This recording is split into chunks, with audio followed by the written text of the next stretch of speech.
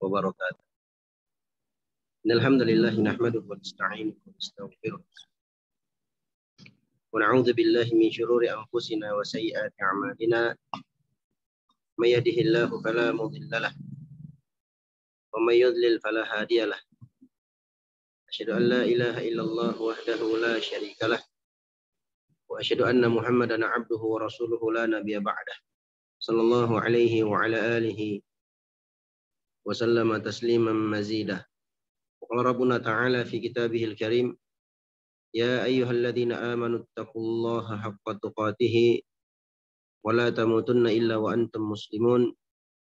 Ya ayyuhan nasu taqu rabbakumul ladzi khalaqakum min nafsin wahidah wa khalaqa minha zawjaha wa batha minhuma rijalan katsiran wa nisaa'a wattaqullaha alladzi tasaaluna bihi wal arham innallaha kana 'alaikum raqiba. Ya ayyuhalladzina amanu taqullaha wa qulu qawlan sadida yuslih lakum a'malakum wa yaghfir lakum dhunubakum wa man yuti'illaha wa rasulahu faqad faza fawzan 'azima. Amma ba'd, fa inna asdaqal hadithi kitabullah wa khairal hadi hadi Muhammadin sallallahu alaihi wasallam wa syarrul umuri muhdatsatuha fa inna kulla muhdatsatin bid'ah wa kulla bid'atin dhalalah. Nah, alhamdulillahirabbil alamin. Segala puji dan syukur kita panjatkan kepada Allah Subhanahu wa taala dengan nikmat dan taufik dari Allah di kesempatan sore hari ini Allah Subhanahu wa taala kembali pertemukan kita di majelis ilmu. Mudah-mudahan majelis kita di sore hari ini diberkahi oleh Allah Subhanahu wa taala dan menjadi sebab kita semua dimudahkan oleh Allah Subhanahu wa taala untuk masuk ke dalam surga-Nya. Amin ya rabbal alamin. Nah, ikhwani wa akhwati fillah rahimani wa rahimakumullah. Melanjutkan pembahasan kita dalam kitab Al-Adabul Mufrad karya Al-Imam Al-Bukhari rahimahullahu taala. Sudah sampai pada bab yang ke-7 tentang bab la'anallahu man la'ana walidayhi.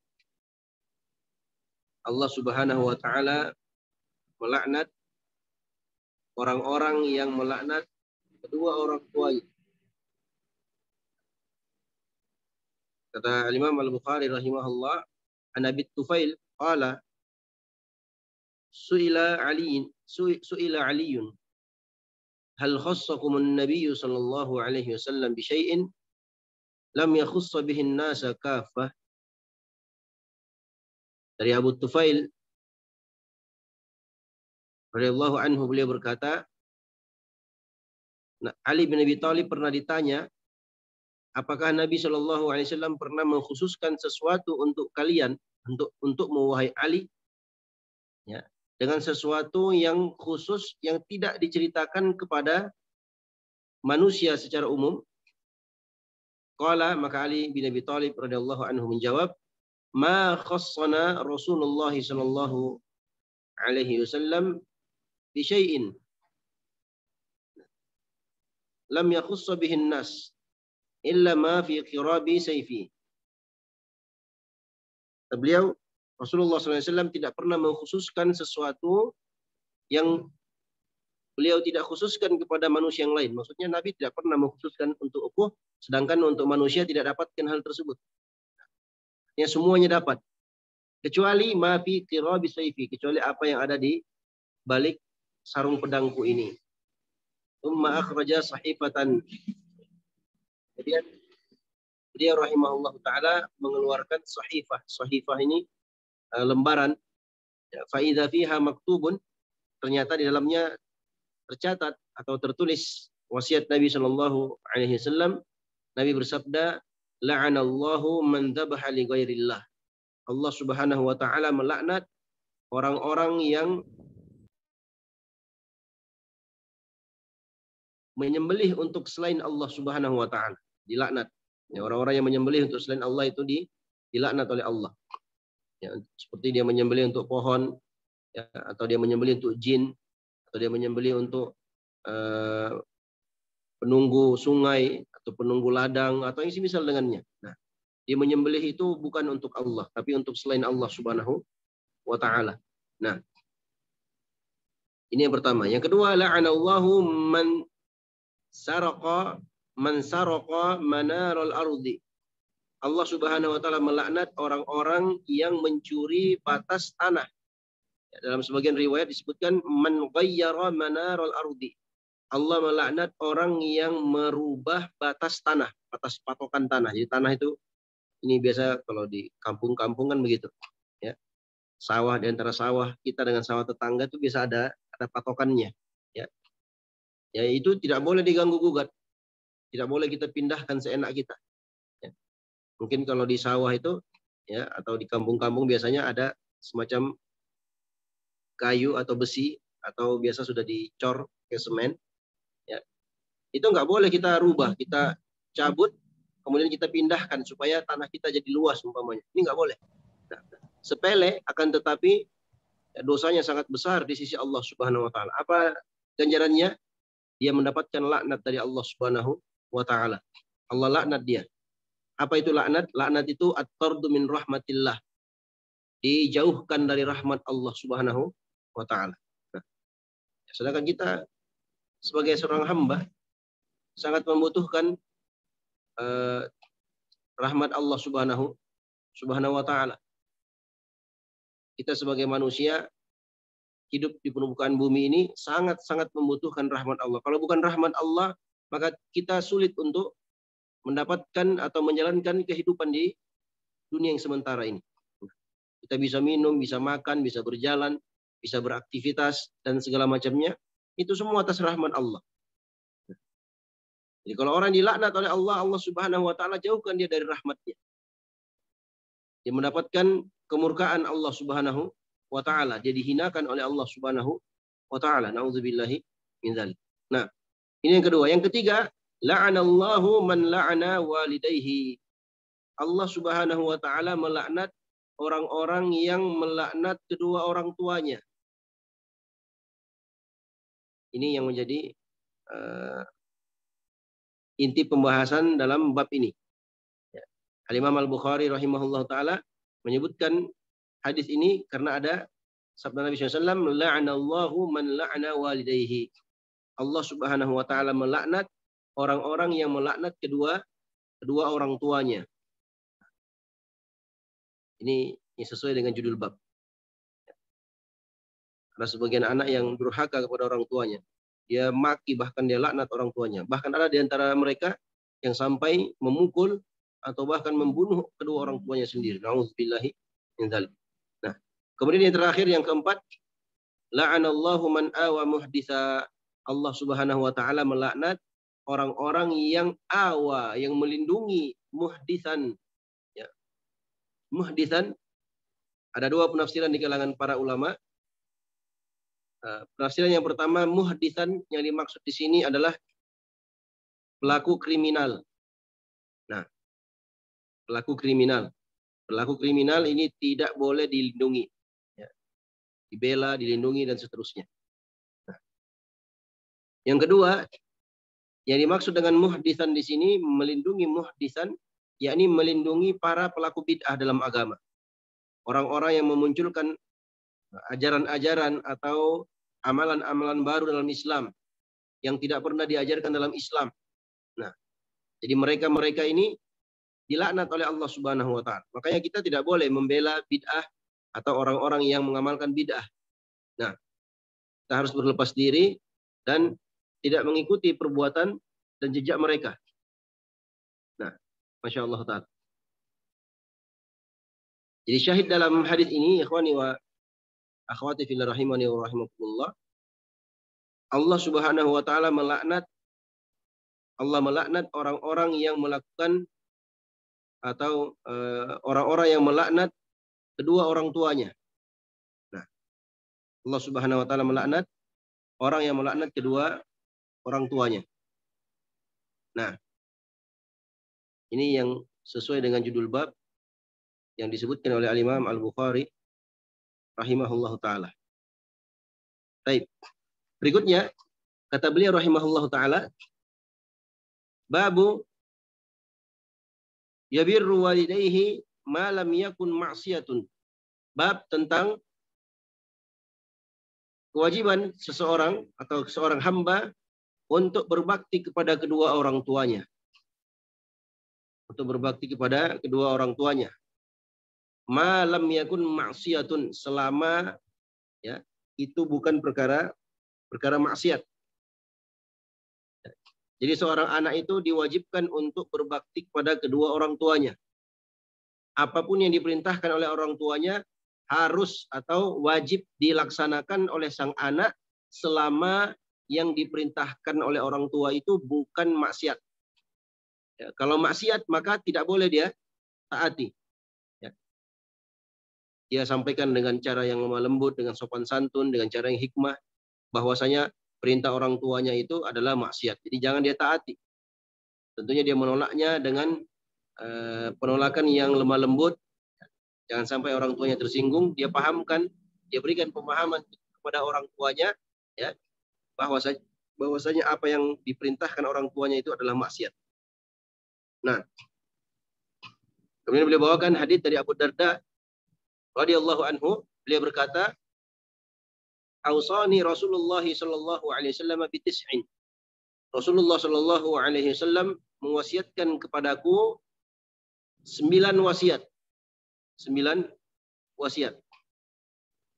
Wasiat yang pertama, kata Nabi sallallahu alaihi wasallam, la tusyriku billahi syai'a wa in quti'ta au hurriqta. Kata Nabi SAW kepada Abu Darda radhiyallahu anhu, jangan engkau sekali-kali menyekutukan Allah Subhanahu wa taala. Yani jangan berbuat syirik. Walaupun kau dipotong-potong, ya kau dimutilasi atau kau dibakar, jangan. Kata Nabi SAW, la tusyrik billahi syai'ah. Jangan engkau menyekutukan ya Allah Subhanahu wa taala dengan sesuatu apapun. Ini wasiat yang pertama. Wasiat yang kedua, wala tatrukanna as-salata al-maktubata muta'ammidan. Jangan engkau sekali-kali ya, meninggalkan salat 5 waktu dengan sengaja. Dilarang oleh Nabi SAW. Jangan kau meninggalkan salat 5 waktu dengan sengaja. Wa man tarakaha muta'ammidan bari'at minhu dhimmatu. Barang siapa yang meninggalkan salat 5 waktu itu dengan sengaja, maka terlepas tanggungannya. Bari'at dhimmatuhu. Terlepas tanggungannya. Maksudnya Allah Subhanahu wa taala tidak akan memperhatikannya. Allah Subhanahu wa taala akan membiarkannya. Nah, Masya Allah taala. Ya.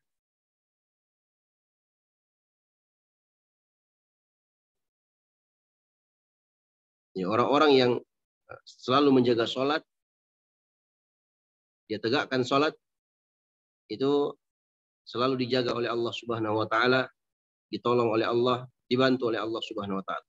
Begitu dia lepaskan atau dia sengaja meninggalkan sholat, maka Allah Subhanahu wa taala akan lepaskan tanggungan kepadanya.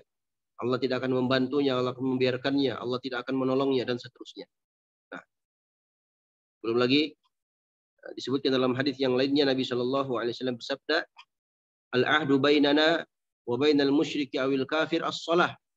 Faman tarakaha faqad kafar. Perbedaan antara kita orang muslim, ya, orang-orang Islam dengan orang-orang yang kafir atau musyrik adalah salat. Barang siapa yang meninggalkan salat, maka sungguh dia telah kafir.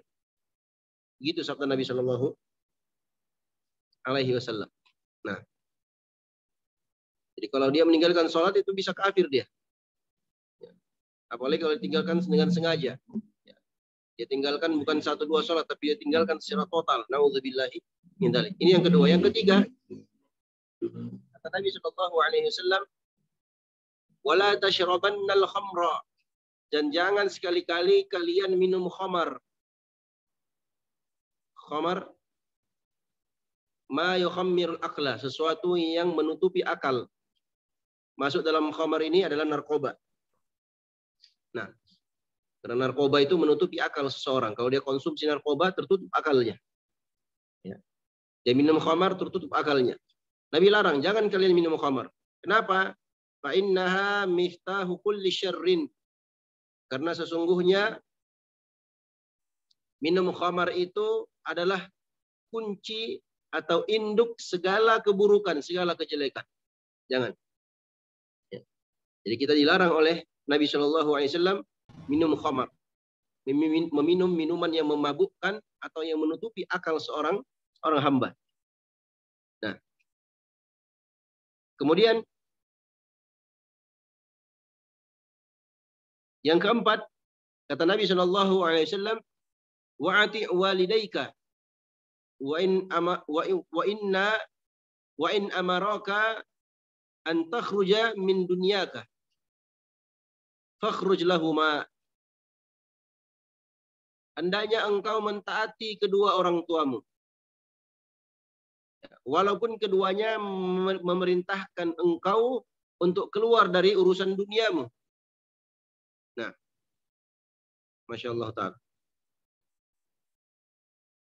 Nabi SAW perintahkan kita untuk mentaati kedua orang tua. Ini menunjukkan kepada kita wajibnya untuk mentaati kedua orang tua dalam setiap kondisi selama itu bukan maksiat. Nah, selama itu bukan maksiat. Nah, apapun yang diperintahkan oleh orang tua kita, ya, itu wajib kita tunaikan selama bukan maksiat. Selama bukan maksiat. Kalau itu maksiat, maka kita tidak taati orang tua hanya pada perkara itu saja. Ya. Nabi SAW bersabda, wa'ati walidaika, taati kedua orang tuamu. Wa in amaraka an takhruja min dunyaka, walaupun kedua orang tuamu memerintahkanmu untuk keluar dari urusan duniamu. Urusan dunia. Orang tuamu bilang, nak, udahlah nak, ya, udah berhenti kerja, temani ibu, temani mama, temani bapak di sini, di kampung. Udah, kita tinggalkan pekerjaan kita. Ya. Tinggalkan pekerjaan kita, ya.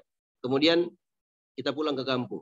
Ya, kalau memang ada maslahat yang lebih besar di balik itu, umpamanya kalau dia tinggalkan pekerjaan, ya, kehilangan pekerjaan, nanti kesulitan untuk mencari nafkah umpamanya.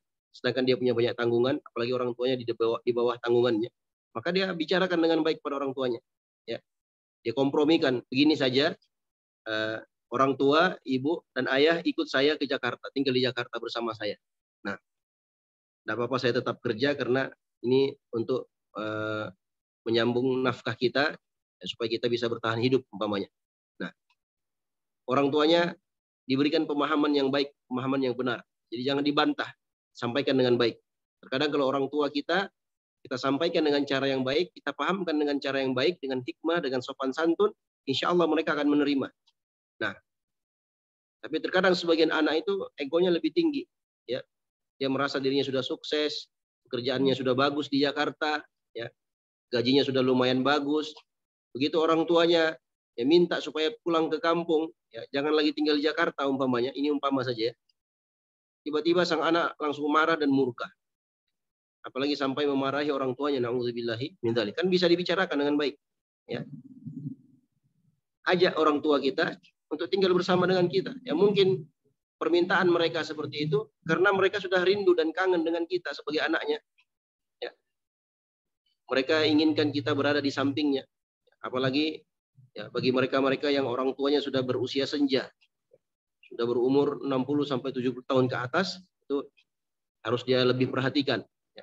Jangan sampai kedua orang tuanya pergi meninggalkan dunia ini dalam keadaan dia tidak melihatnya, ya, di akhir kalinya. Nauzubillahi min dzalik. Nah, jadi kalau orang tua kita perintahkan meninggalkan urusan dunia itu, maka kita keluar dari urusan dunia tersebut untuk berbakti kepada mereka. Ingat, selama bukan maksiat. Selama bukan maksiat. Nah, kalau mereka perintahkan keluar dari urusan dunia kita, fakhruj lahuma, maka hendaknya engkau keluar darinya. Hendaknya engkau keluar darinya. Ya. Keluar darinya untuk mereka berdua. Jadi kau lakukan itu untuk mereka berdua. Nah, berikutnya yang kelima, wala tunazi'anna wulatal amri. Dan jangan sekali-kali engkau mencabut ketaatanmu terhadap wulatul amri. Wulatul amri. Ini penguasa, pemerintah. Nah, di akidah Ahlus Sunnah wal Jamaah, mereka adalah orang-orang yang taat kepada penguasa, kepada pemerintahnya. Walaupun pemerintahnya atau penguasanya zalim. Ya. Walaupun mereka mengambil harta dan memukul punggung kita diperintahkan oleh Nabi SAW untuk mentaati mereka hanya dalam perkara yang ma'ruf saja. Ya. Dalam perkara ma'ruf. Kalau dalam perkara maksiat nggak boleh kita taati. Ya. Tapi perkara ma'ruf wajib kita taati. Ya. Wajib kita taati. Walaupun mereka adalah orang-orang zalim. Selama mereka masih sholat, selama mereka masih muslim, maka wajib mentaati penguasa atau pemerintah. Tidak boleh kita melepaskan ketaatan dari mereka. Nah, tapi bagaimana kalau pemerintah, penguasa memerintahkan kita kepada maksiat? Jawabannya, kita tidak taat dalam perkara maksiat itu saja. Sama tadi, dalam ketaatan kepada orang tua. Hanya dalam perkara maksiat itu kita tidak taati, tapi dalam perkara yang lainnya kita tetap mentaatinya. Nah, wa in ra'aita annaka anta, walaupun engkau melihat dirimu adalah dirimu, maksudnya walaupun engkau berada di atas kebenaran, engkau melihat engkaulah hakmu lah yang benar, tapi karena pemerintah yang memerintahkan suatu perkara yang ma'ruf, ya, dan engkau melihat engkaulah yang benar dalam hal tersebut, maka tetap engkau mentaati penguasa itu. Nah, Masya Allah Ta'ala. Tidak boleh keluar memberontak kepada mereka. Nah, kata Al-Hafidh Ibnu Hajar Al-Asqalani rahimahullah ta'ala, la yajuzul khuruju alaihim madama fi'luhum yahtamilu ta'wil. Ya, ini tentang tidak bolehnya memberontak, tidak bolehnya keluar dari ketaatan kepada penguasa. Ya, kata beliau, tidak boleh memberontak kepada mereka selama perbuatan mereka itu ada takwilnya, ya, ada kemungkinan lain yang bisa kita berikan kepada mereka. Nah, umpamanya ada perbuatan mereka zalim umpamanya, atau perbuatan yang menyelisih syariat umpamanya. Akan tetapi ada takwil. Takwil itu ada kemungkinan lain yang bisa kita arahkan ke situ. Nah, kalau masih ada seperti ini, kemungkinan seperti ini, maka tidak boleh kita untuk keluar dari ketaatan kepada mereka.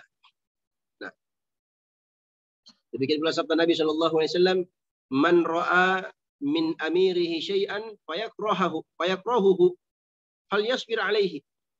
Barang siapa yang melihat sesuatu, ya, dari pemerintahnya yang dia benci, yang dia tidak sukai, falyasbir alaihi, maka hendaknya dia bersabar atas perkara itu.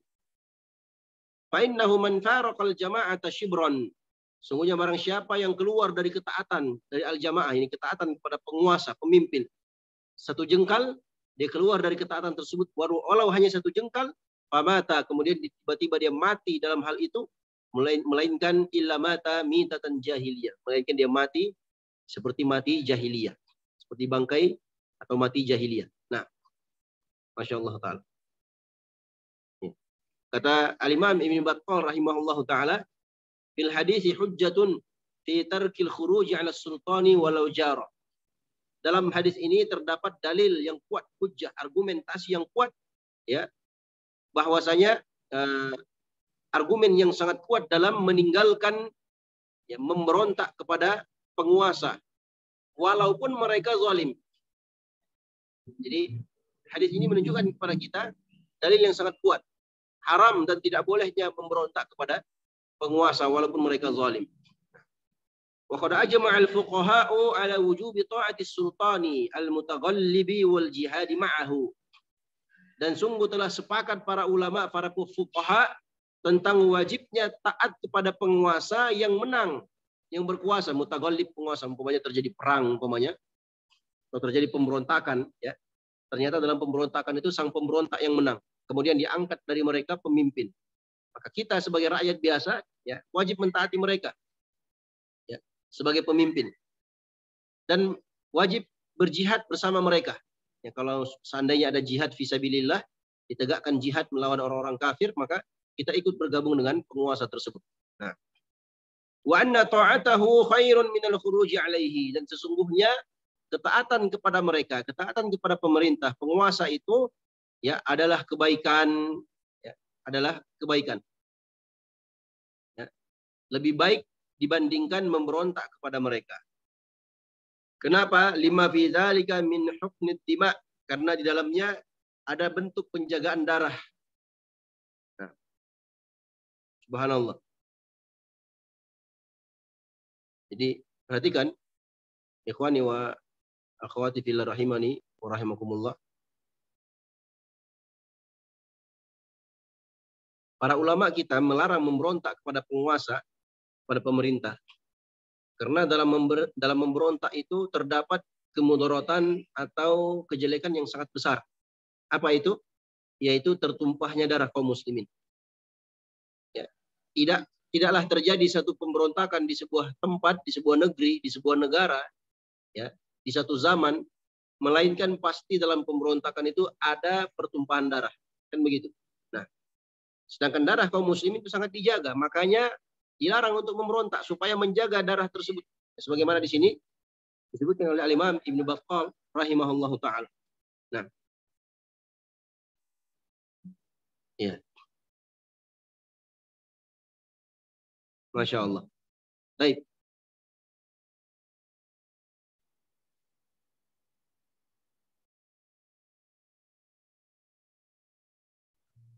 Berikutnya, kata Nabi Shallallahu Alaihi Wasallam, "Wala tafrir min az-zahfi, wa in halakta wa farra ashabuka." Jangan engkau lari dari medan perang, medan tempur. Ini wasiat berikutnya. Nah,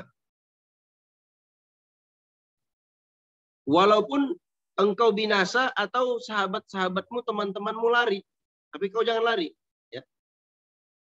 Ini menunjukkan kepada kita tentang haramnya seorang muslim lari dari medan tempur kalau sudah terjadi az-zahf. Az-zahf itu terjadi pertempuran antara dua pasukan, antara pasukan muslim dan kafir. Kalau sudah bertemu dua pasukan, nah, dalam kondisi seperti ini tidak boleh lagi lari. Nah, Masya Allah ta'ala.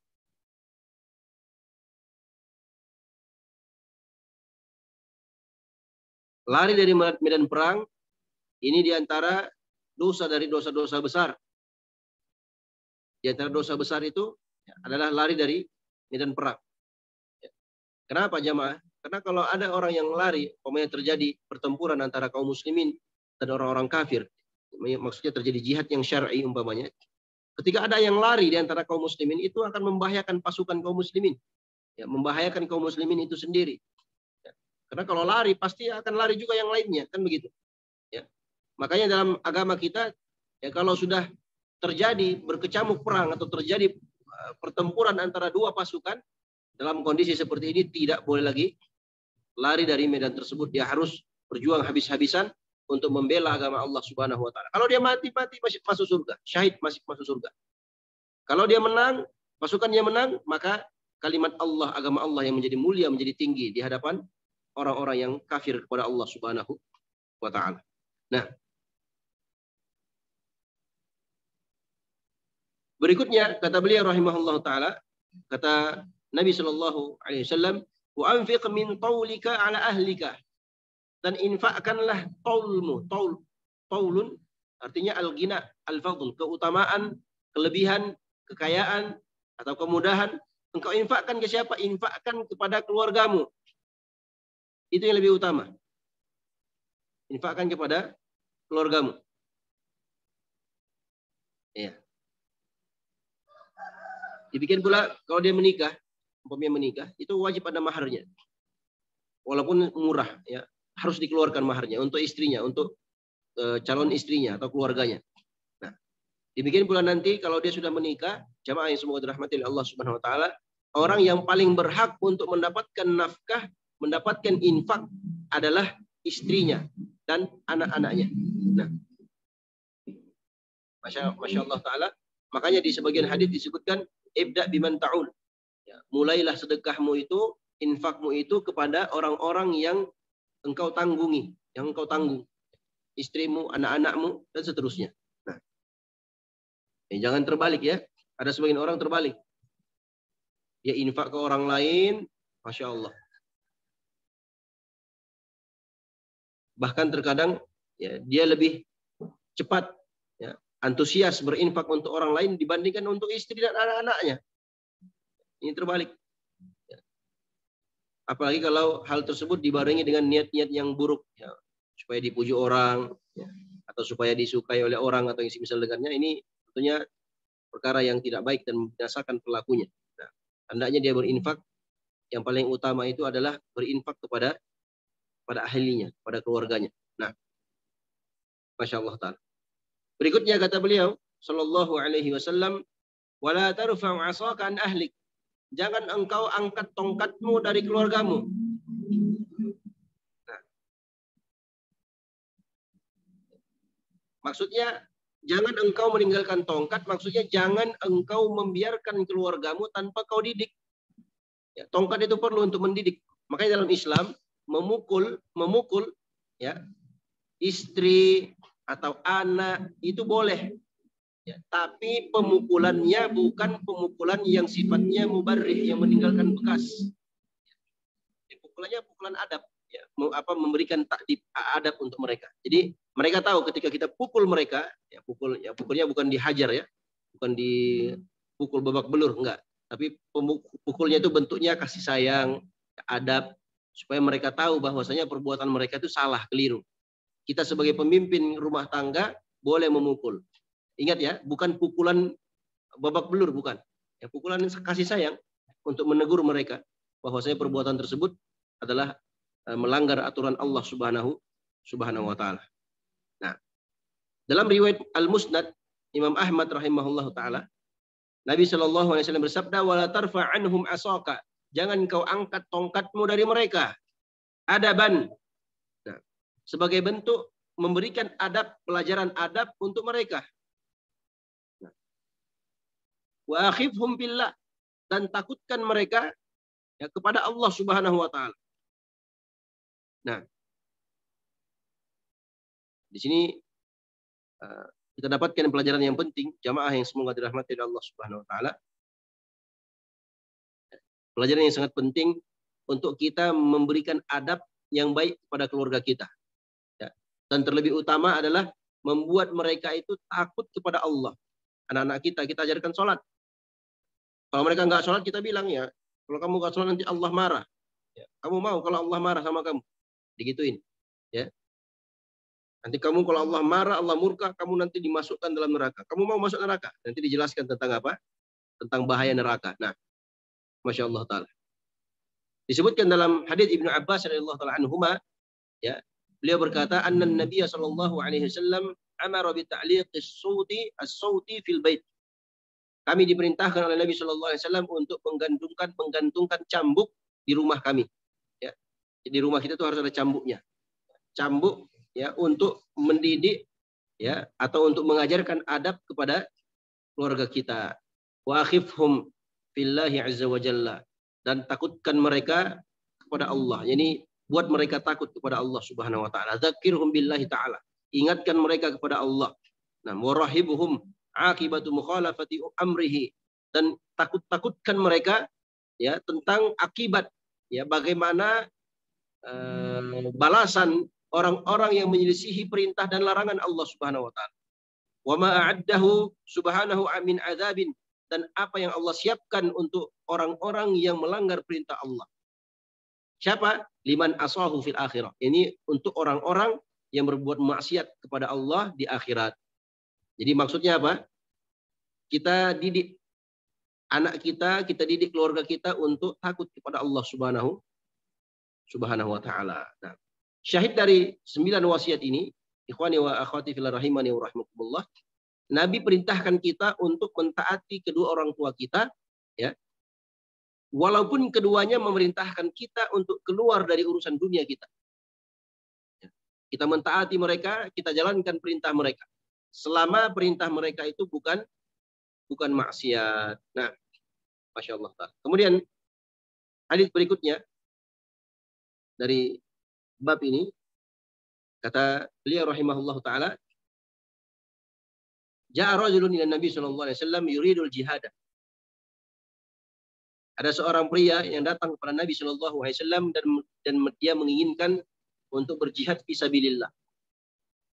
Maka Nabi Shallallahu Alaihi Wasallam bersabda kepada orang tersebut, ahayyun walidak, apakah kedua orang tua masih hidup? Qala na'am, dia mengatakan iya.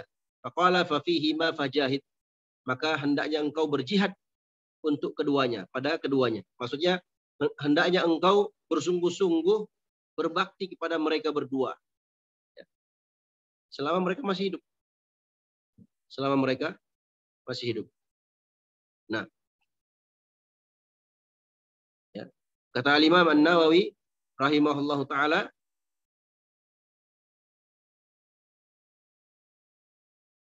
wa hadza kulluhu dalilun li 'azami fadilati birrihima, atau li 'azami fadilati birrihima. Dalil ini semua menunjukkan tentang agungnya keutamaan berbakti kepada keduanya.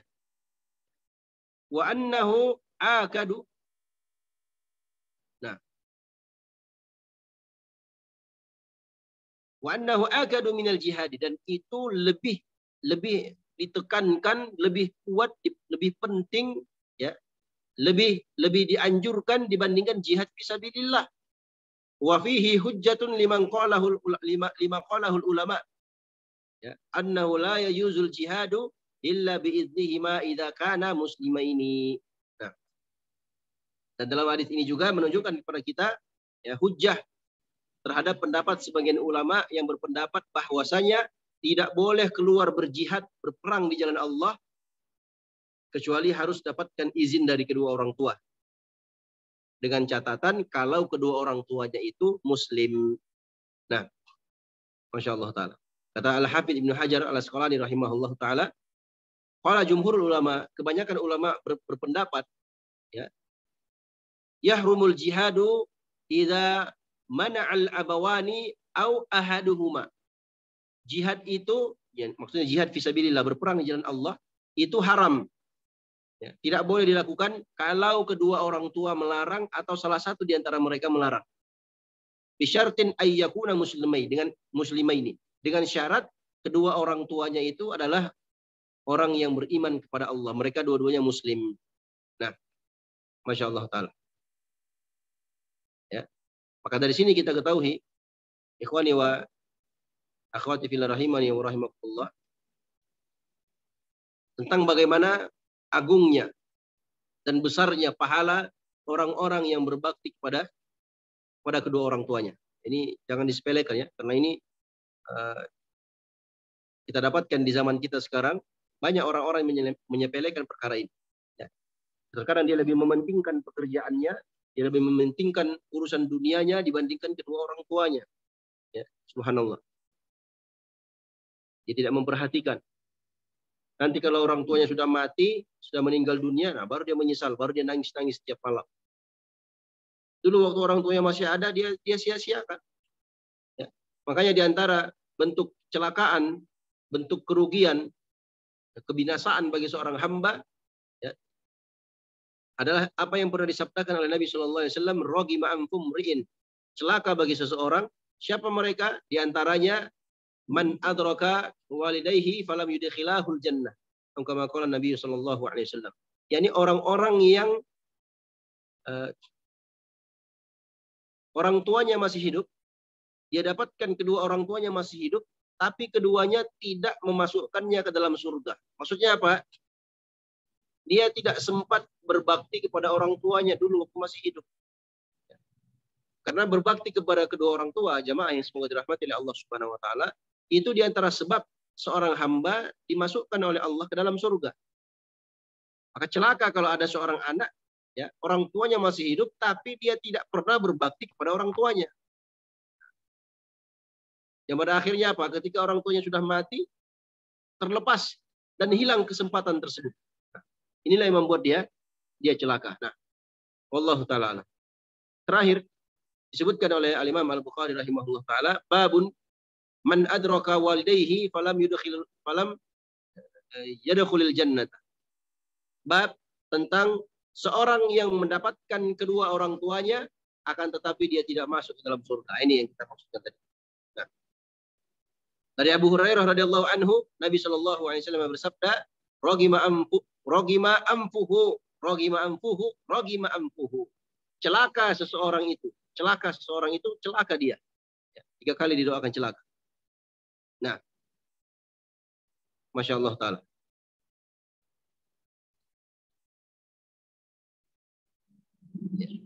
Maka sebagian para sahabat qalu bertanya, "Ya Rasulullah, ya Rasulullah, siapa yang celaka itu?" Qala man adraka walidayhi indal kibari au ahadihima fadakhalan nar. yakni orang-orang yang mendapatkan kedua orang tuanya masih hidup atau salah seorang dari orang tuanya masih hidup tapi justru dia masuk neraka. Nauzubillah. Harusnya masuk surga, tapi apa? Dia masuk neraka. Kenapa? Ya, jamaah yang semoga dirahmati oleh Allah Subhanahu wa taala. Karena dia tidak berbakti kepada kedua orang tua yang sudah berusia senja. Nah, kesempatan untuk masuk ke dalam surga dia sia-siakan. Yang pada akhirnya ketika dia tidak bisa masuk surga, maka dia dimasukkan ke dalam neraka. Kata Imam Nawawi rahimahullah taala, "Fihil hasu ala birril walidaini wa 'idhami thawabihi." Dalam hadis ini terdapat motivasi untuk berbakti kepada kedua orang tua dan terdapat dalil tentang agungnya pahala berbakti kepada kedua orang tua. Wa ma'nahu, kata beliau, maknanya anna birrahuma inda kibarihima wa dha'fihima bil khidmati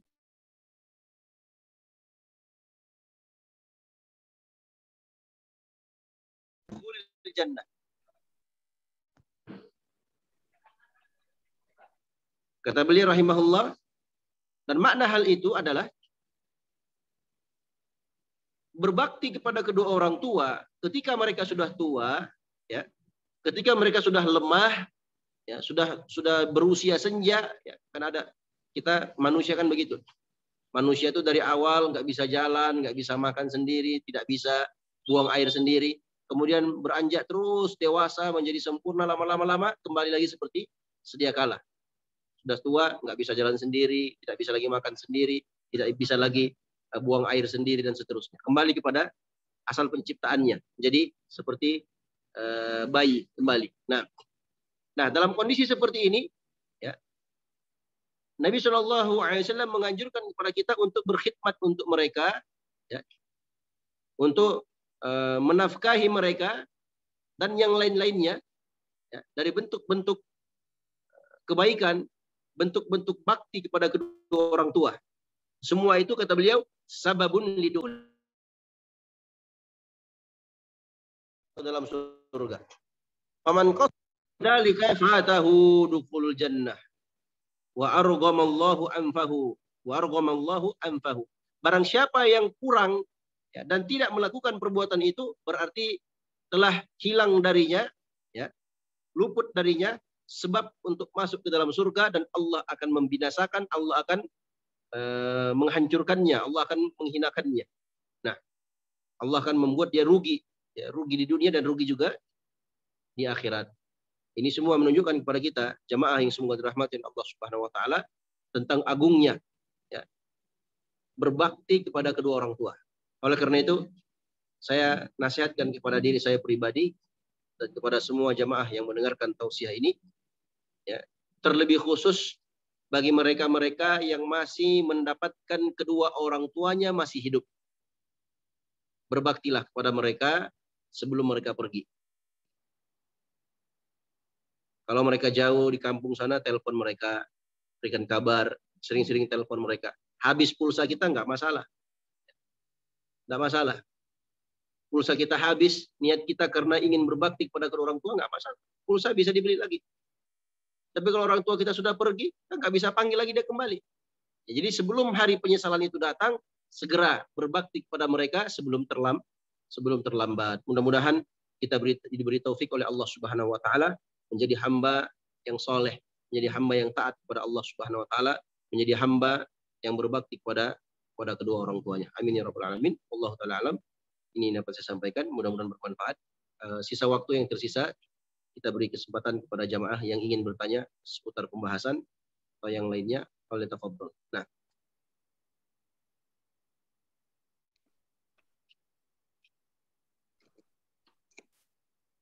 silakan Bapak Ibu sekalian yang ingin bertanya kepada Ustadz.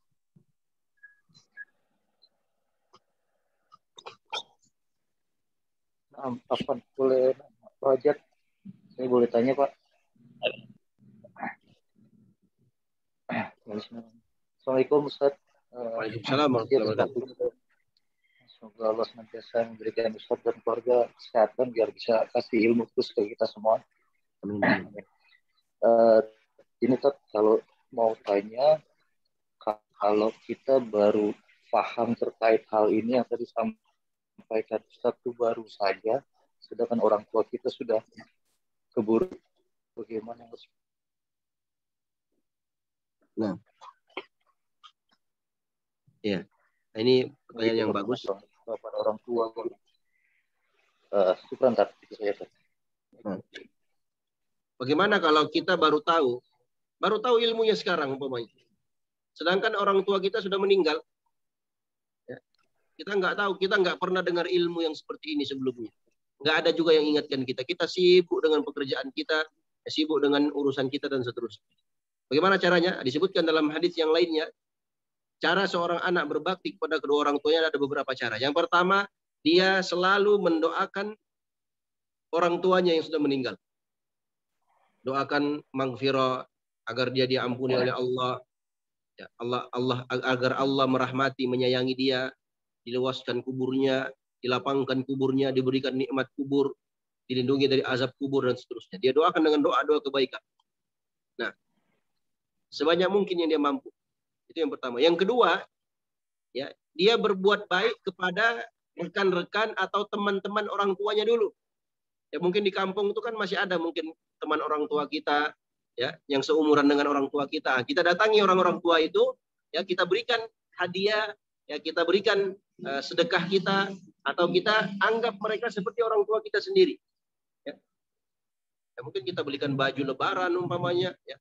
Kita datang bawa sembako, atau ya kita anggap seperti orang tua kita sendiri. Artinya berbakti atau berbuat baik kepada mereka itu sama seperti kita berbuat baik kepada kedua orang tua kita.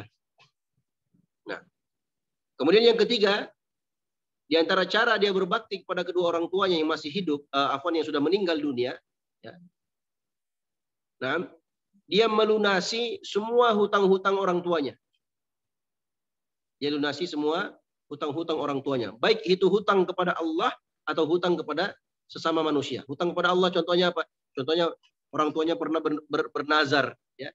Orang tuanya bernazar kalau anaknya sembuh, maka orang tuanya akan berangkat umroh atau berangkat haji. Ya. Ternyata ada anak yang sembuh dari sakitnya. Mungkin adik-beradiknya mungkin, ya, adiknya atau kakaknya dulu sakit.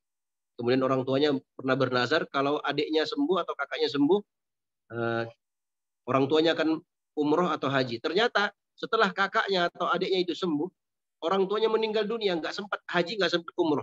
Maka si anak tadi ini yang sudah dia tahu orang tuanya pernah bernazar seperti itu, berarti itu hutangnya.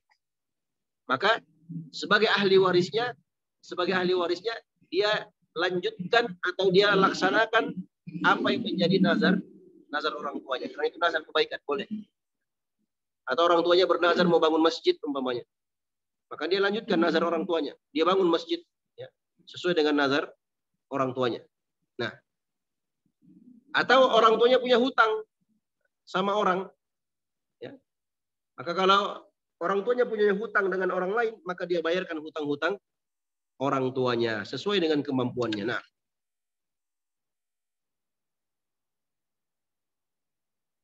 sedang lain? Assalamualaikum warahmatullahi wabarakatuh. Waalaikumsalam. Pak Ustadz, saya mau nanya Pak Ustadz, pertama, bolehkah kita berbakti kepada orang tua itu untuk mendapatkan keberkahan dari Allah, misalnya mendapatkan rezeki yang lebih gitu ya? Itu yang pertama. Terus yang kedua, mana yang lebih utama, memberi nafkah orang tua atau berbakti kepada orang tua atau memberikan nafkah kepada keluarga. Terus satu lagi, Pak Ustadz, kalau misalnya kebetulan itu orang menjadi tentara gitu, TNI gitu ya. Nah, itu kalau dia disuruh perang tapi orang tuanya nggak merestui gitu, gimana Pak Ustadz? Terima kasih. Ya. Yang pertama dia ingin mencari keberkahan dengan baktinya kepada orang tuanya. Ikhwani wa akhwati fillah rahimani wa rahimakumullah. Seorang yang berbakti kepada orang tua itu berkah hidupnya. Walaupun dia nggak niatkan mencari berkah dan segala macam, dia sekedar berbakti kepada orang tuanya itu otomatis Allah berikan keberkahan. Nah, Allah berikan kebaikan dalam hidupnya insya Allah ta'ala. Tapi umpamanya ini seandainya dia sudah berbakti kepada orang tuanya dan segala macamnya ya. Setelah itu umpamanya dia dalam kondisi tertentu dia butuh pertolongan Allah. Kemudian dia berdoa, ya Allah, dulu aku pernah berbakti kepada orang tuaku. Kalau seandainya itu aku lakukan ikhlas karenamu ya Allah, maka bantu aku sekarang ya Allah. Umpamanya dia sekarang lagi butuh dana umpamanya. Ya. Butuh duit umpamanya. Ini namanya tawassul dengan amalan soleh. Ini boleh. Perbolehkan. Nah, jadi sekedar dia berbakti kepada kedua orang tuanya itu diberkahi oleh Allah Subhanahu wa ta'ala. Nah, pertanyaan yang kedua tadi apa? Yang kedua tadi apa, Pak? Mana yang lebih utama, memberikan berbakti pada orang tua atau menafkahi orang tua atau keluarga atau istri gitu. Nah, dia laksanakan dua-duanya karena itu merupakan kewajibannya. Dia laksanakan kedua-duanya. Dia berbakti kepada orang tuanya. Ya. Dia berbakti kepada orang tua itu banyak bentuknya. Menafkahi orang tua termasuk juga bakti kepada orang tua juga. Ya. Membuat mereka senang, membuat mereka bahagia, tidak menyusahkan mereka, itu bakti juga kepada orang tua. Nah, jadi dia tetap berbakti kepada orang tua, dia nafkahi orang tuanya dan dia nafkahi juga keluarganya. Dinafkahi juga keluarganya. Insya Allah itu tidak kontradiksi. Nah, kalau seandainya kontradiksi, umpama ya, orang tuanya minta dibangunkan rumah, istrinya pun minta dibangunkan rumah, dan dia baru saja dapat uang, dapat rezeki pas untuk bangun satu rumah. Nah, di antara dua ini, siapa yang lebih didahulukan? Apakah dia bangun rumah dulu untuk orang tuanya, ataukah dia bangunkan dulu rumah untuk istrinya? Dalam kondisi seperti ini, dia bangunkan rumah terlebih dahulu untuk kedua orang tuanya.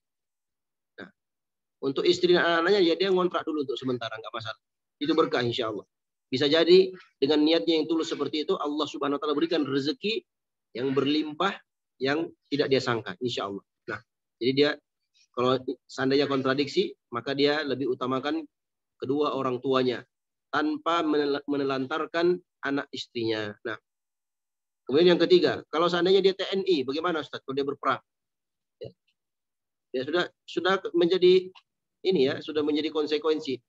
Kalau dia jadi TNI, berarti pasti ada konsekuensi itu, berperang atau tugas atau yang semisal dengannya. Ya, berarti sebelum dia jadi TNI, dia harus mikir dulu. Ya, harus mikir dulu. Dia harus minta persetujuan orang tuanya dulu. Ya. Dia bilang ke orang tuanya, dia sampaikan ke orang tuanya niatnya ingin jadi TNI ya, untuk membela negara kita umpamanya. Ya.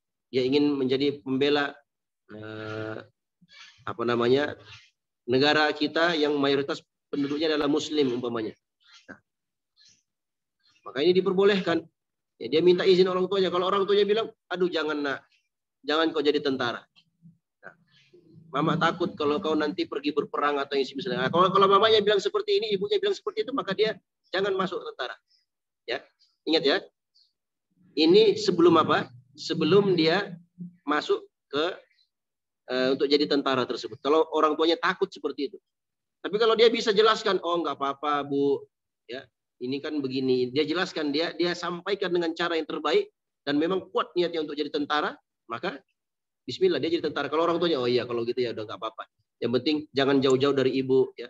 Yang penting kau tetap jaga diri. Seperti itu sudah ada persetujuan dari orang tuanya. Maka suatu saat kalau ternyata terjadi perang, ada panggilan jihad fisabilillah, maka dia sampaikan kepada orang tuanya sesuai dengan restu orang tuanya dahulu. Insya Allah Ta'ala kalau orang tua yang baik, orang tua yang mengerti, dia akan izinkan. Apalagi berangkatnya itu untuk membela negaranya. Negara yang mayoritas penduduknya adalah Muslim, dan ini diperbolehkan. Jadi dia perhatikan sebelum jadi tentara dia sampaikan dia sampaikan sebelumnya kepada orang tuanya sebelum jadi tentara, sebelum dia masuk. Konsekuensinya nanti begini, begini, begitu. Nah, kalau orang tuanya izinkan, ya berarti alhamdulillah. Ya apapun nanti konsekuensinya, nanti berangkat berperang atau isi misal dengannya, ya berarti orang tuanya sudah izinkan dan diketahui. Nah, tapi kalau seandainya orang tua yang tidak izinkan, ya berarti dia tidak lanjutkan niatnya. Masih banyak pekerjaan atau profesi yang lainnya. Nah, dan semuanya insya Allah Ta'ala berkah. Kenapa? Karena dia menurut, ya, dia ikut dan nurut kepada orang tuanya, berbakti kepada orang tuanya. Anak yang berbakti kepada orang tua, jamaah, ya, itu berkah hidupnya, berkah hidup, apapun profesinya. Nah, berkah hidupnya insya Allah. Nah, yang lain? Berarti bertawasul atas bakti pada orang tua itu boleh ya? Kenapa? Bertawasul kepada Allah atas misalnya pernah berbakti pada orang tua, itu boleh ya? Iya, bakti kita kan amal soleh. Bakti kepada orang tua kan amal soleh. Kan ada hadisnya. Hadis dalam Sahih Bukhari atau Muslim. Ya, 3 orang yang terjebak dalam gua. Salah satu di antara mereka bertawasul dengan amal solehnya. Apa amal solehnya? Di antara mereka ada yang amal solehnya berupa baktinya kepada orang tuanya. Nah, dia cari susu atau air untuk orang tuanya, sampai di rumah ternyata orang tuanya sudah tidur. Dia tidak makan minum susu atau makanan tersebut, walaupun anaknya minta, merengek-rengek minta, dia tidak kasih sampai orang tuanya yang minum pertama kali. Setelah orang tuanya minum, terbangun, minum, setelah itu baru dia makan atau minum sisanya, baru dia berikan kepada anak-anaknya. Nah, ini bentuk baktinya. Dia berdoa, ya Allah, kalau itu adalah baktiku kepada kedua orang tuaku, ikhlas aku lakukan karena Engkau ya Allah, maka bukakan jalan pintu untuk kami. Akhirnya apa? Batunya bergeser. Ada 3 orang. Yang satunya amal solehnya itu karena dia menunaikan amanah karyawannya, gaji karyawannya. Yang ketiga, amalan solehnya adalah dia menjaga diri dari zina. Dia hampir zinahi sepupunya sendiri. Setelah itu apa? Nggak jadi dilakukan karena Allah. Nah, yang lain? Tapi nggak menghilangkan pahala itu ya, atas amalan itu ya, dengan bertawasul tanpa menghilangkan pahala. Enggak, tidak hilang pahalanya. Justru dia dapat pahala karena dia bertawasul dengan amal soleh. Tawasul itu ibadah. Ya, tawasul itu ibadah. Ada contohnya dari Nabi Shallallahu Alaihi Wasallam, disebutkan dalam hadis yang sahih.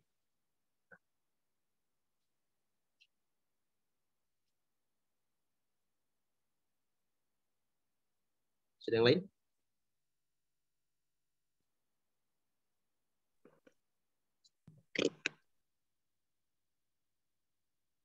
Mungkin cukup Ustaz.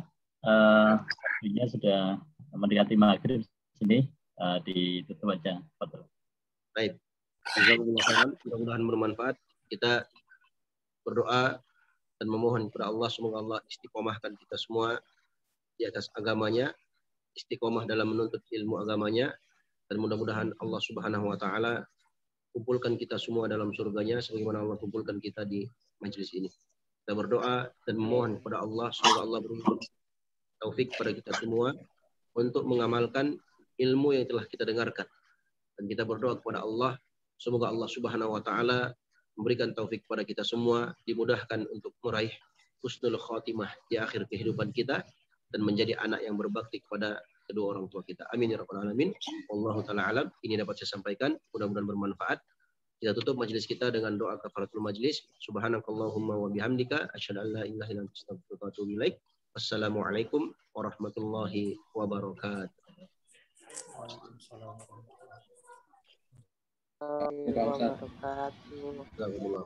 Barakallah.